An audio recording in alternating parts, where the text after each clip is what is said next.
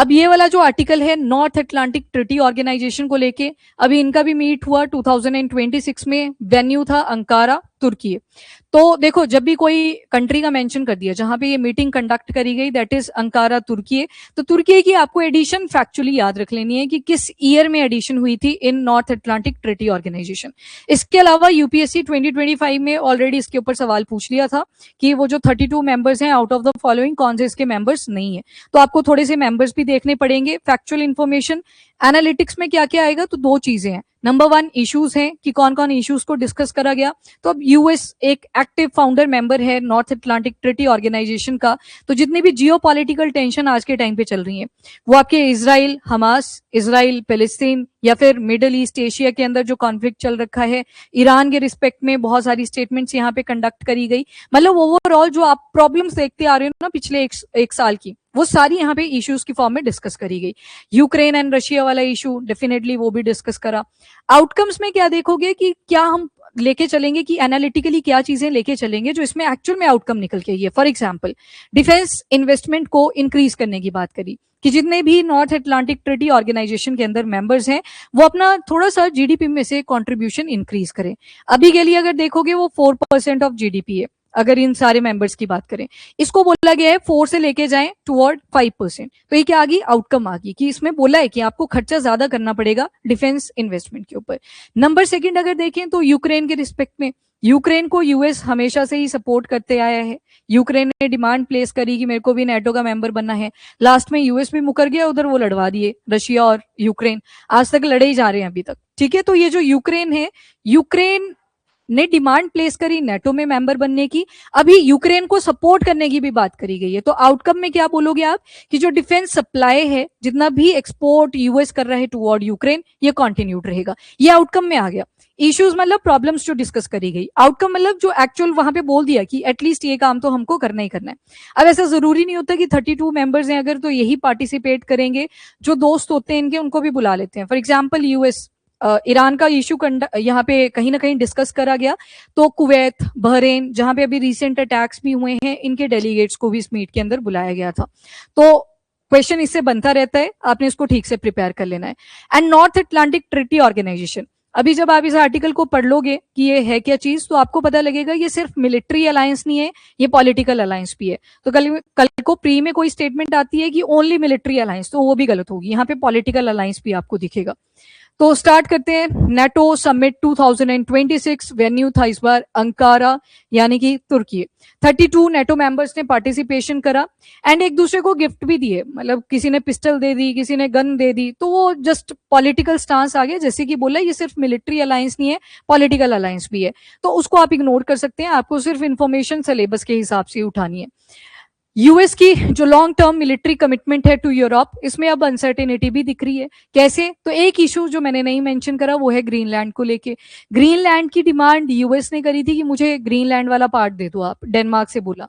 पर इस बार नेटो के जो खुद के मेंबर्स हैं, क्योंकि यूरोपियन कंट्रीज बहुत सारी हैं जो नेटो मेंबर में आती हैं, तो उन्होंने डिनाई करा है कि डेनमार्क की ही ऑटोनमस टेरिटरी है ग्रीनलैंड, तो ये यूएस को नहीं मिलेगी। तो वो डिनाई कर दिया गया है। रशिया और यूक्रेन के वॉर को डिस्कस करा गया। मिडिल ईस्ट में जो टेंशन चल रही है, ईरान वर्सेस इजराइल वाली, देन ईरान जो काउंटर अटैक कर रहा है यूएस को वाया जो सऊदी अरेबिया वाला पार्ट है, बहरीन है, कुवैत है, एटसेट्रा। और नेटो की जो मिलिट्री कैपेबिलिटी है उनको स्ट्रेंथन करने को बोला है। जितने भी मेंबर्स हैं इसमें उनको बोला कि आप अपना डिफेंस एक्सपेंडिचर एक तो इंक्रीज करेंगे, एंड डिफेंस रिलेटेड जितने भी वेपन्स हैं, एमिनिशन, गोला बारूद, एवरीथिंग, उनकी मैन्युफैक्चरिंग को और ज्यादा बूस्ट करो, ताकि जो स्ट्रेंथ कैपेबिलिटी है मिलिट्री के पॉइंट ऑफ व्यू से वो और ज्यादा इंक्रीज करी जा सके। इसके बाद ये सारा आपका मैप पे रहेगा इशू। अभी इधर से देख लेना इसकी कंट्रीज। ये वाला आपका कौन सा सी आ गया, तो मेडिटेरेनियन सी। यहाँ पे ना ये अफ्रीकन यूनियन की कंट्रीज एंड ऊपर एशियन कंट्रीज। एशिया में सिर्फ एक कंट्री आएगी, दैट इज तुर्की है, जहां पे इस बार वेन्यू भी था अंकारा में। तो तुर्की इज मेंबर ऑफ नेटो। ठीक है, इसके बाद अब यूरोप में जब आप जाएंगे ना, तो यूरोप में आपको यहाँ पे 6 कंट्रीज कट्ठे मिलती है। SCB मैग, ठीक है, SCB मैग, इसको ऐसे ही याद रखना, as a schedule commercial bank आप पढ़ते हो तो उससे आपको ये कंट्रीज ध्यान में रह जाएंगी। एक आएगी यहाँ पे स्लोवेनिया, यहाँ पे आएगी क्रोएशिया, देन यहाँ पे बॉस्निया एंड हर्जेगोविना, मॉन्टेनिग्रो, और इसके बाद अल्बेनिया एंड जी से ग्रीस। अब इसमें याद रखना ये बॉस्निया एंड हर्ज़ेगोविना नहीं है यहाँ से, बाकी ये पांचों के पांचों मेंबर्स हैं नेटो के, तो कुछ मेंबर्स तो आपने यहीं से लर्न कर लिए। इसके बाद मॉन्टेनिग्रो के साइड में जैसे आपको एक और कंट्री दिखेगी, North Macedonia, it is a member of NATO. इसके बाद अगर मैं बोलूं स्विट्जरलैंड और ऑस्ट्रिया, दोनों को कट कर देना है, ठीक है। स्विट्जरलैंड काफी पीसफुल कंट्री है, मिलिट्री में ज्यादा बिलीव नहीं करती, टूरिज्म और वो भी इको टूरिज्म को प्रमोट करने पे ज्यादा फोकस करती है। एंड साइड में Austria, Austria is also not a member of NATO, पर Austria is member of European Union, वो याद रखना। और इवन 2026 के पेपर में यूरोपियन यूनियन के मेंबर में से सवाल पूछ लिया था कि कौन से मेंबर्स हैं, तो सवाल आता है फैक्चुअल से भी। तो ऑस्ट्रिया एंड स्विट्जरलैंड ये नेटो के मेंबर नहीं है। एंड स्लोवेनिया जैसी ही एक और कंट्री है स्लोवाकिया, स्लोवाकिया भी आपको मेंबर दिखेगा नेटो का। इसके बाद तीन कंट्रीज जो आपको यूरोपियन कॉन्टिनेंट के ऊपर बी से मिलती हैं, एक आएगी यहाँ पे बेल्जियम, एक आएगी बेलारूस, एक आ जाएगा बल्गेरिया। अब देखो यहाँ पे बेलारूस नहीं आएगा मेंबर, बेलारूस, रूस साउंड कर रहा है रशिया, प्रो रशियन स्टांस रहता है इनका, आप बी वाली को एलिमिनेट कर सकते हो एटलीस्ट बेलारूस। बाकी बेल्जियम भी आएगा, बल्गेरिया भी आएगा। इवन जो हेडक्वार्टर है नेटो के वो भी कहाँ पे हैं, बेल्जियम की कैपिटल ब्रसेल्स में, तो यहाँ पे आ जाएंगे। इसके बाद आप सीधे रिसेंट वाले याद करो, 31 पे ऐड हुआ था फिनलैंड, फिनलैंड की एंट्री 31 पे थी, 32 पर स्वीडन। अगर इनके भी स्पेसिफिक ईयर देख रहे हैं तो 32 था 2020, 31 था 2023। अब देखो नॉर्डिक नेशन में आप 5 मेंबर्स पढ़ते हो, ठीक है, 5 मेंबर्स में 2 तो यहीं पे आ गए, फिनलैंड एंड स्वीडन, जो कि बहुत रिसेंट ऐड हुए हैं जाके। इससे पहले Denmark, then Iceland and Norway, ये पहले के एडेड है, तो मतलब नॉर्डिक नेशन सारे आते हैं नेटो के अंदर। अब फिनलैंड की अगर बात करें तो फिनलैंड का एक एक्टिव बॉर्डर शेयर होता है अलॉन्ग विद रशिया। तो जब को वो यूक्रेन ने डिमांड प्लेस करी थी 2022 में ये कॉन्फ्लिक्ट शुरू हुआ, उन्होंने बोला कि हमको मेंबर बनना है नेटो का। अब यूक्रेन की बात करें तो ये रशिया का एक तरह से बफर जोन एक्ट करता है यूरोपियन कॉन्टिनेंट के साथ। बफर मतलब कि हमें गैप मिल जाए, मतलब एक दूसरे के साथ डायरेक्टली हमारे बॉर्डर अटैच नहीं होने चाहिए। तो ये जो बफर था यही क्या बोल रहा है कि मेरे को मेंबर बनना है नेटो का, इन्होंने डिनाई कर दिया, उतने में फिनलैंड ले गया अपनी सिटी नेटो की मेंबरशिप। एंड दूसरी तरफ स्वीडन, स्वीडन का चलो रशिया के साथ बॉर्डर तो नहीं आ रहा, but yes Sweden is also member, पर फिनलैंड का एक एक्टिव बॉर्डर आपको रशिया के साथ दिखेगा। ऊपर की तरफ जाओगे तो टेम्परेचर वैसे भी लो होता है, तो इतना ज्यादा इनका हल्ला नहीं हुआ, बट स्टिल यूक्रेन की वजह से प्रॉब्लम ज्यादा इमर्ज कर जाती है। ये कंट्रीज लर्न हुई आपको जितनी हमने यहाँ पे देखी। इसके बाद यूएस एंड कनाडा, ये अमेरिकन कॉन्टिनेंट से आ जाएगा, यहाँ पे यूएस आ गया, यहाँ कनाडा आ गया। मेजर पावर्स तो आपने याद रखनी है। यहाँ पे ऊपर यूके वाला पार्ट आ गया, यहाँ पे देखोगे पोर्टुगल भी आएगा, स्पेन भी आएगा, फ्रांस भी आएगा। तो पोर्टुगल, स्पेन एंड फ्रांस ये भी इंक्लूडेड है। इटली, अभी वीडियो भी तो देखी होगी, मेलोनी जी जब आई थी एंट्री करी थी तो बताया कि नेटो के मीट में मेलोनी की एंट्री होते हुए तो प्रॉपर दिखाया गया ऐसे कारपेट के ऊपर। तो Italy is also a member of North Atlantic Treaty Organization. अब इसके बाद लास्ट ईयर की बात है, पोलैंड, पोलैंड ने क्या किया था, जहां पे capital is Warsaw, Warsaw Pact भी कहीं ना कहीं नेटो के अगेंस्ट ही फॉर्म करा गया था, बट पोलैंड ने डिसाइड करा था कि मुझे मेंबर बनना है नॉर्थ अटलांटिक ट्रीटी ऑर्गेनाइजेशन का। तो पोलैंड की एंट्री बहुत लेटली हुई थी, 1999 के आसपास इनकी एंट्री हुई थी। एंड ये न्यूज में था क्योंकि पोलैंड ने article number 4 of North Atlantic Treaty Organization को इन्वोक करा था। 4 बोलता है रेडीनेस टुवर्ड्स वॉर, लड़ाई नहीं है पर रेडी रहना है कि वॉर हो सकती है। एंड आर्टिकल 5 बोलता है वॉर होगी, मतलब लड़ेंगे वो लोग, वेपन्स का प्रॉपर यूज होगा। 4th इंडिकेट्स रेडीनेस, तो पोलैंड ने रेडीनेस को इंडिकेट करा था, और जो एलाय पार्टनर्स होंगे, मेंबर्स होंगे इस ऑर्गेनाइजेशन के, वो सारे उनको हेल्प करेंगे। तो रेडीनेस की बात करता है चौथा। तो Poland is also a member of North Atlantic Treaty organisation.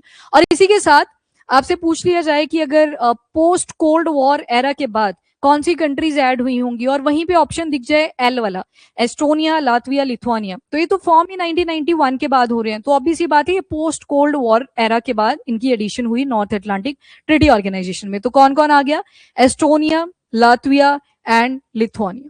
तो हमने क्या देखा, एक अमेरिका में भी नॉर्थ अमेरिकन कॉन्टिनेंट एंड दूसरा यूरोपियन कॉन्टिनेंट, इनके ही बीच में ये पॉलिटिकल एंड मिलिट्री अलायंस बन रखा है। अब ये जो 32 मेंबर्स हैं इनको आगे भी देखेंगे फिर से क्लासिफाई करके कि कौन से रीसेंट एडिड हैं, जैसे फिनलैंड एंड स्वीडन आपने देखा।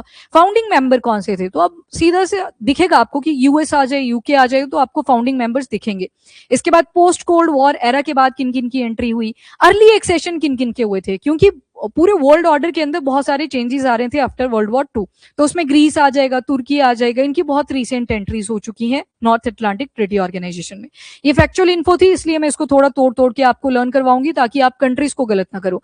अब देखो, जब ए वाली दो कंट्रीज दिखेंगी ऑप्शन में, अल्बेनिया भी और ऑस्ट्रिया भी, कंफ्यूजन क्रिएट हो सकता है। याद कर लो इसको, ये आपने एक सीक्वेंस में याद करा। यहाँ पे अल्बेनिया यूरोपियन यूनियन का मेंबर नहीं है, ऑस्ट्रिया है, Austria is member of European union, तो ए से ही है दोनों, पर कंफ्यूजन क्रिएट हो सकता है, याद रखना इसको। Albania North Atlantic Treaty Organization का मेंबर है। अभी अल्बेनिया में कोई रेवोल्यूशन हुआ था, वेरी गुड, फ्लेमिंगो रेवोल्यूशन, ठीक है, याद रखना उसको भी।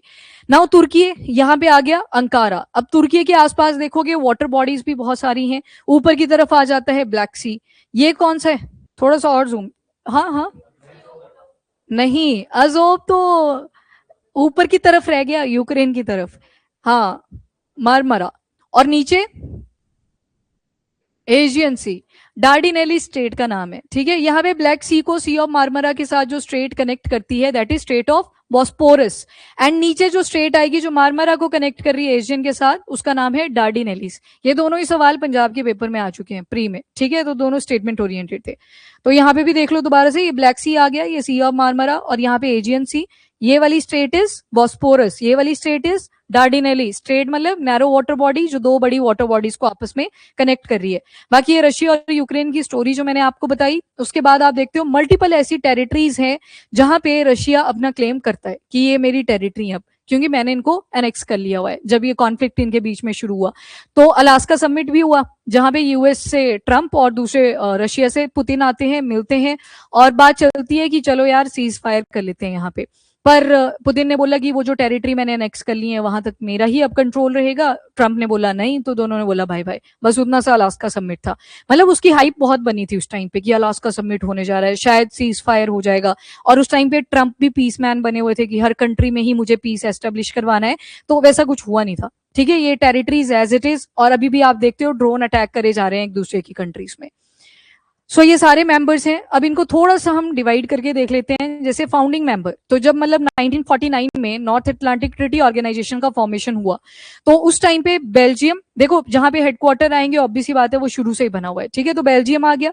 अब मेन मेन कंट्रीज है यहाँ पे, बेल्जियम, कनाडा, पहले तो उन्हीं को देखो, यूएस आ गया, यूके आ गया, फ्रांस, और जैसे कि मैंने बोला आइसलैंड, डेनमार्क, इनकी एडिशन पहले की हो रखी है, इटली आ गया, नॉर्वे, 5 नेशन में से तो 3 तो ऐसे थे नॉर्डिक नेशन जो शुरू में ही आ चुके हैं फाउंडिंग मेंबर, एंड 2 ऐसे हैं जो बिल्कुल ही रीसेंट है, फिनलैंड एंड स्वीडन, तो इनको याद रख लेना।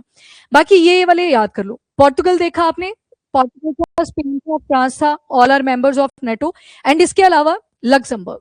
अब देखो लग्जमबर्ग की तरह एक और कंट्री एल से आपको मिलेगी यूरोपियन कॉन्टिनेंट के अंदर, नाम है उसका लिंस्टेनस्टीन। लिंस्टेनस्टीन इज डबली लैंडलॉक कंट्री। इसके अलावा और कौन सी कंट्री है, अजबेकिस्तान, अजबेकिस्तान भी कैसी है, डबली लैंडलॉक कंट्री। अर्ली एक्सेशन, ये तो आ गया 1949 में, जो मेजर सी पावर्स थी उन्होंने क्या किया, फाउंडेशन कर दी इसकी सेट। फिर अर्ली एक्सेशन, कुछ और भी कंट्रीज थी जो ऐड होती चली।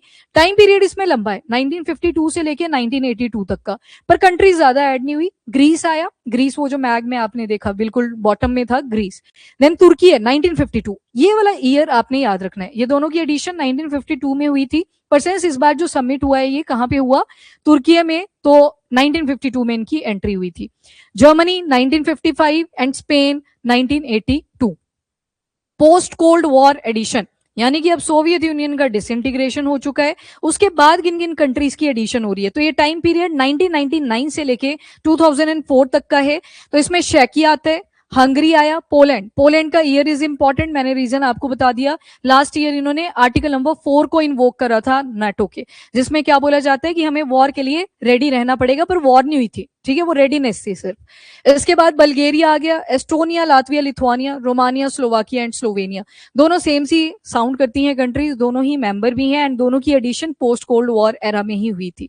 21st सेंचुरी में जो एक्सपेंशन हुई है, इसमें अल्बेनिया आ गया, क्रोएशिया, मॉन्टेनिग्रो, नॉर्थ मैसिडोनिया, तो इन सबकी एंट्री हुई। एंड सबसे जो रीसेंट है फिनलैंड एंड स्वीडन, इनके ऊपर वैसे सवाल आ गए हैं और लगभग हर टाइप के पेपर में आए हैं। जो वन डे एग्जाम होते हैं एफकैट वगैरह का, तो बेसिक सा क्वेश्चन रहता ही रहता है ऐसे ऑर्गेनाइजेशन को लेके, तो ये सवाल बन चुके हैं।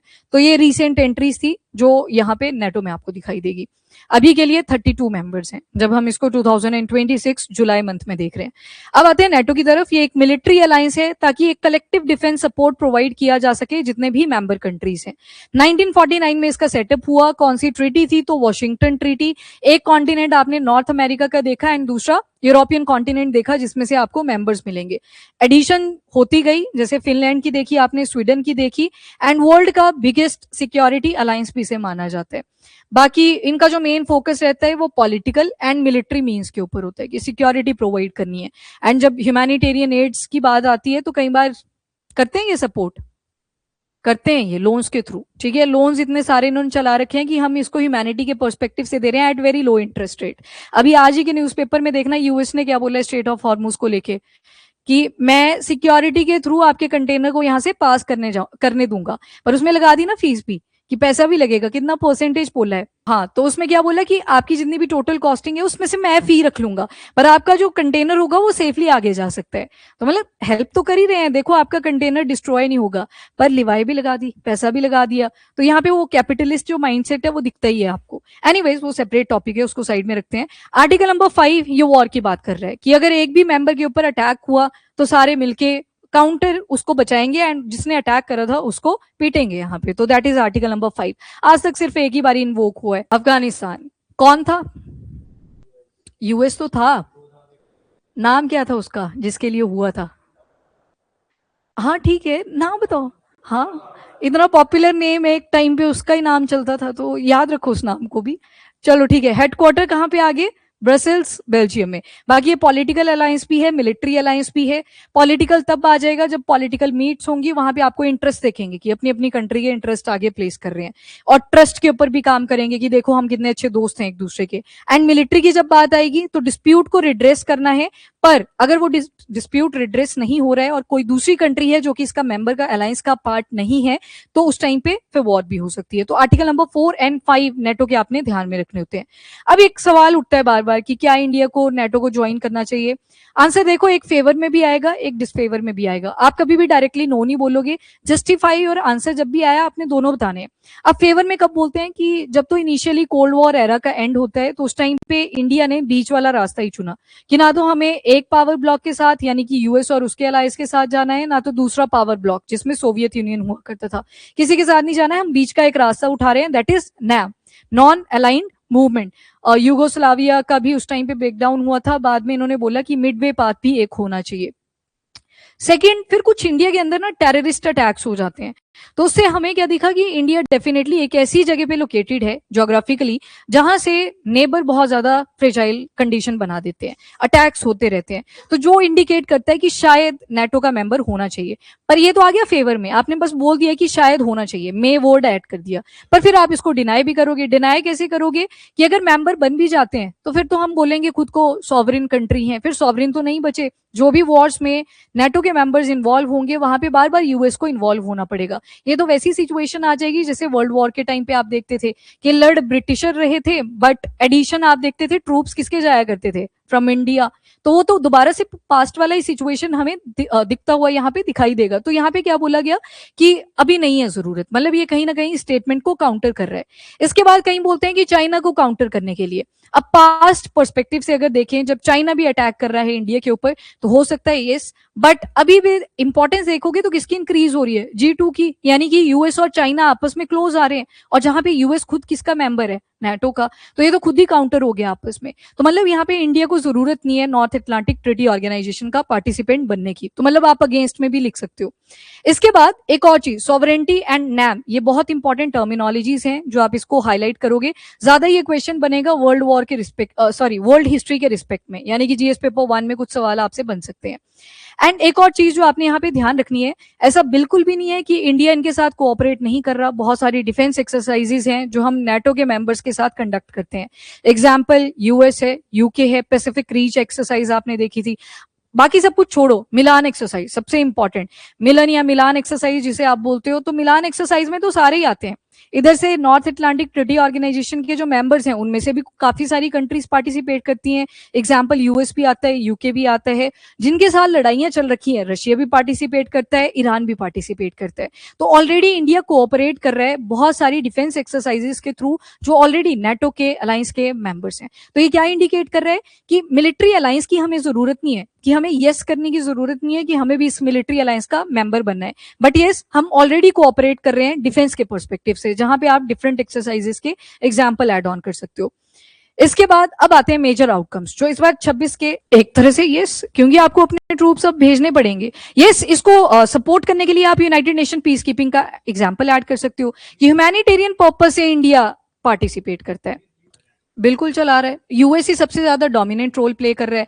यूएस ने बोला कि यूक्रेन को सिर्फ हम ही सपोर्ट कर रहे हैं, बाकी आगे आते ही नहीं है। बाकी ने बोला कि हमने सोचा था शांति बनाए रखेंगे, तो उतना ज्यादा डिफेंस इंडस्ट्री के ऊपर काम भी नहीं करा, किया पर अपनी प्रोटेक्शन जितना, इतना नहीं कि कल को ऐसा कोई मेजर वॉर हो जाता है तो वहां पे वो कलेक्टिवली जाएंगे। तो यूएस बोलता है कि हम ही सबसे ज्यादा काम कर रहे हैं। वो होता नहीं है कि क्लास में एक ही स्टूडेंट बोलता है कि आज चलो बंक कर लेते हैं, बाकी उन्हें सपोर्ट ही नहीं करा। तो वही वाली सिचुएशन यूएस की भी दिखेगी आपको।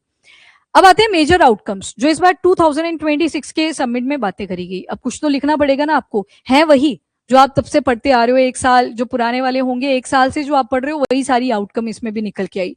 Number 1, defence spending. इस बार बोला इन्होंने 5% ऑफ जीडीपी डिफेंस स्पेंडिंग आप ऐड करेंगे जितने भी मेंबर्स हैं इस अलायंस के अंदर बाय 2035। अभी के लिए देखोगे तो 4% तक ये ऑलरेडी आ चुका है। तो डिफेंस स्पेंडिंग को इंक्रीज करने के लिए बोला। यूरोपियन अलायंस को ये भी बोला कि आप अपनी मिलिट्री इन्वेस्टमेंट को इंक्रीज करिए, बाद में आपको शोकेस भी करना पड़ेगा कि आपने मिलिट्री इन्वेस्टमेंट कितनी करी, कौन कौन से टाइप ऑफ वेपन यहाँ पे डेवलप किए। तो यहाँ से हमें क्या दिख रहा है, दोबारा से जहां पे आप पीस की बात करते हो, पीस मैन तो यूएस ही बना हुआ था कि मेरे को पीस एस्टेब्लिश करना है, जो कंट्रीज के बीच में डिस्प्यूट हो रखे हैं उनको सेटल डाउन करवाना है। बट स्टिल आपको क्या दिख रहा है, यहाँ पे डिफेंस इक्विपमेंट और ज्यादा रैपिड स्पीड से बनाने की बात करी गई है। एक्सपेंडिचर, ये आउटकम आ गया एक्सपेंडिचर की जब डायरेक्टली बात करी। एंड अभी के लिए अगर देखो ना आप, यूरोपियन अलाइज कनाडा वगैरह को अगर इंक्लूड कर दें तो 139 बिलियन यूएस डॉलर तक की डिफेंस इन्वेस्टमेंट ये ऑलरेडी कर चुके हैं 2025 का जो डेटा है। तो ठीक ठाक इन्वेस्टमेंट चल रही है डिफेंस इक्विपमेंट्स में।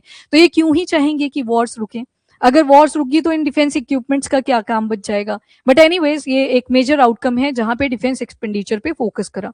Second, support for Ukraine. Zelensky का रोल रहता है, जेलेंस्की बोलता है कि रुकवाओ इनको रशिया वालों को, वो भी नहीं रुकते तो इनको पीठ थपथपाई कि ठीक है कोई नहीं हम आपकी बैकिंग कर देंगे, मतलब आपको जो भी इक्विपमेंट चाहिए डिफेंस रिलेटेड वो हम आपको प्रोवाइड कर देंगे। तो अभी भी सपोर्ट कंटिन्यूड है, किन किन फील्ड्स में, तो military equipment, training, financial assistance, जो भी आपको चाहिए आप हमसे मांगो। पर अभी के लिए रशिया सीज फायर के लिए रेडी नहीं है। तो इन्होंने क्या बोला कि हम हैं आपके पीछे खड़े हुए। यूक्रेन के लिए सपोर्ट कंटिन्यूड है, ये हमेशा से चलता रहा है जब से ये कॉन्फ्लिक्ट इमर्ज हुआ था।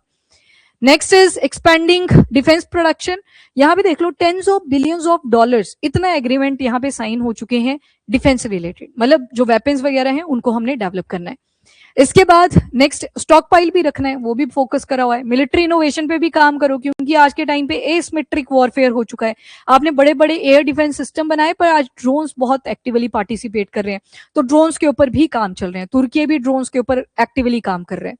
इवन तुर्की के जो ड्रोन्स थे वो पाकिस्तान ने भी यूज करे थे जब इंडिया ने पाकिस्तान के अगेंस्ट ऑपरेशन सिंदूर को लॉन्च करा था। इसके बाद Iran and middle east security, तो इन्होंने बोला कि ईरान को हम न्यूक्लियर वेपन रीअफॉर्म नहीं करने देंगे, मतलब वो नहीं बना पाएंगे अपने यूरेनियम को, जो उन्होंने एनरिचमेंट प्रोग्राम चला रखा था कि अपने न्यूक्लियर वेपन कल को बना सकते हैं, तो हम नहीं बनाने देंगे।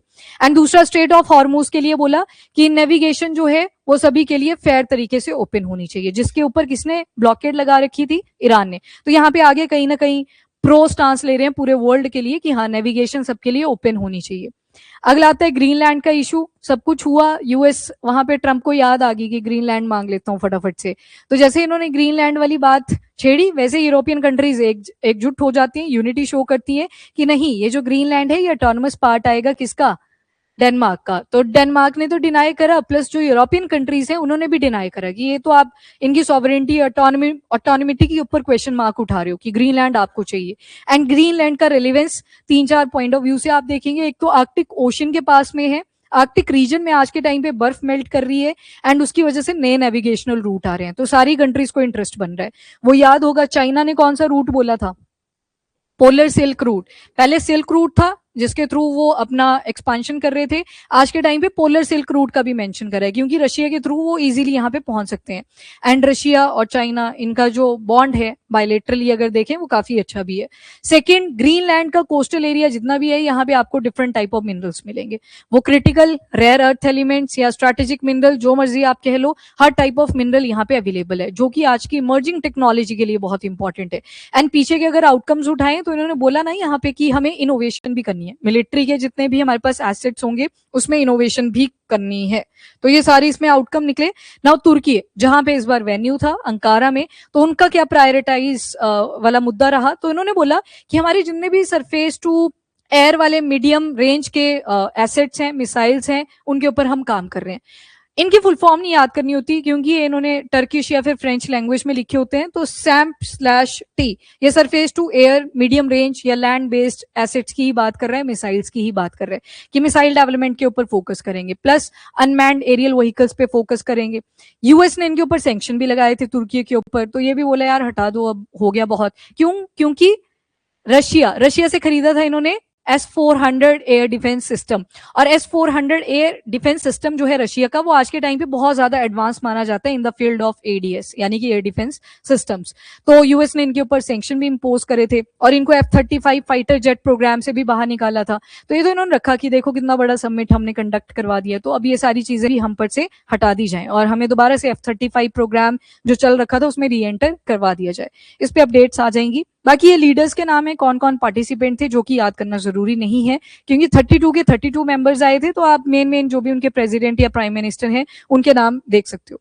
इसके बाद मिनिस्टर फ्रॉम बहरेन, अच्छा जेलेंस्की का नाम भी लिखा हुआ है, तो उन्होंने डिमांड रखी थी इसलिए मेंशन करा। सपोर्ट गया ना उनको आउटकम में कि हम आपको सपोर्ट करेंगे, आप मांगो कौन सा मिलिट्री इक्विपमेंट आपको चाहिए, आप मांगो कितना पैसा आपको चाहिए, हम आपको सपोर्ट करेंगे। तो उनके डेलीगेट्स भी यहाँ पे पार्टिसिपेंट रहेंगे।